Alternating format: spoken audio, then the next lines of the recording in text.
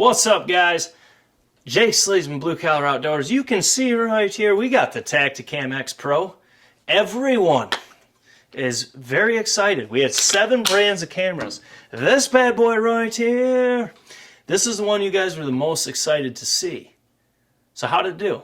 Let's get right into it.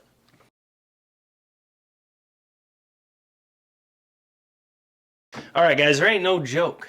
The tactacam, they got their marketing under control. When we first got cell cams on the team, it was all reveals, the OGs.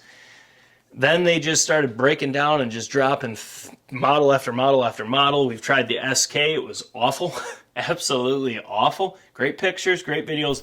Solar panel did not work. Lithium battery, horrible idea. Just let me use my Amazon Basics. This camera, oh yeah, I forgot. Water got in it. Seal didn't work. That was supposed to be later in the video.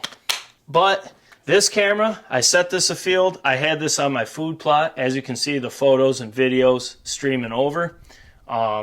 It did really good. It's just the common tactacam issues I have. For me, I'm not a huge fan of these cameras. They're cheaply made. They do last. I'm not saying that. It's just the fact that, like I just said, this camera's been sitting in my truck drying out for a week, and you can still see how much water is built up on this camera. I mean, it got in there. You can see it. Look at that. And this camera was set up like this. I can show you exactly how it was set up. It was like this. So how does water get in here is my main issue with it. But it did, so the seal did not do its job, clearly. With that said, the battery died. And this had a solar panel. There's tactacam solar panel, which there's a review coming for that. But my main issues with tactacam stays the same. The picture colors are kind of odd. I mean, they're not as bad as the SK where it's just not natural. But the issue, if you have this on a food plot, as I did, just trying to get the most pictures with this camera, saw some pretty cool things. It's just, they fog up really easy. You go to zoom in at all, say you got a buck on the back side of the food plot, you go to zoom in at all and it looks like you're playing Mario Kart in '92. I mean, it's so pixelated, it's ridiculous. I mean, it defeats the point. And so like, unless you have this camera on a scrape and you're on it, then you can see detail. They do offer, I didn't notice this at the time, but some of my favorite features of the Exodus render is the live on demand, which is covered in the cost. This, you can share cameras, I guess. Someone said that to me as well, so you could share data through cameras. I don't know how. Drop your comments, let me know. I didn't know that. I just thought it was $12 a camera. That's how I was paying for these, was $13 unlimited for the first one, $12 for the second one. I sold all my others because I just had enough of them. I'm not a fan. But you can have on-demand pictures and videos with these cameras. It just costs $9 per camera more a month. That's stupid. It's like just give the feature and then give it. You know what I mean? But it is what it is. You got to make your money. I thought this one was going to be a lot better than what it did. I mean, like I said, it takes good video, decent pictures, but you can't zoom in, so if it's not right in your face or in the camera's face, you can't really tell what it is.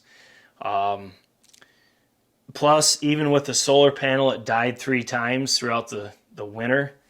Then you have the seal issue where this is absolutely drenched.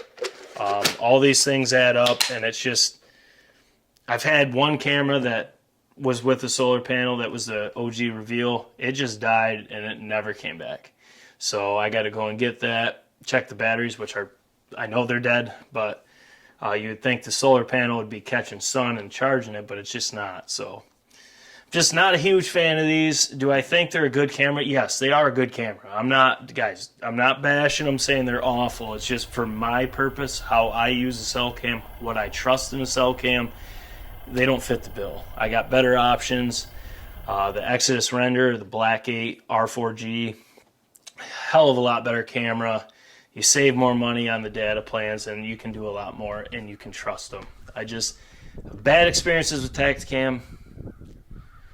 With that said, they are a good option. I mean, if you can snag some of the older ones, we actually had better performance out of the OG reveals than half of these new ones, and you can save a lot of money. Just you're going to pay it in the data plans. But guys, if you like tactacam, drop your comments below. Let me know what you've seen afield, how many you run, how do you share these things so you can share data amongst them. Let me know, because I tried to find it and it wouldn't let me do it. And I have plenty of cameras. It just would not let me do it. So I don't know if that's actually a thing or someone was just blowing smoke. I don't know. So if you know, drop a comment below, let me know. I'm always down to learn. Decent camera, not something we're going to use going forward, but it is a decent camera. It wouldn't be bad to have a couple. Just not our cup of tea, you know what I mean? But guys, drop your comments below. Let us know what you think. Smash the thumbs up button if this video has helped in any way. And as always, this is Jake SLEASMAN, Blue Collar Outdoors. We got more to film yet. We are getting into busy season. This is the 4th cellular trail cam review. Got 2 more, then 2 solar panels. Then we get to finally shoot some guns, put some patterns on paper. That's what I'm ready for. But guys, as always, it's a no BS. Is that Moose? Woo! That's Moose right there. As always, it's a no BS, honest performance talks, rest walks review. That's all we know how to do. So let's get to the next one. Take her easy.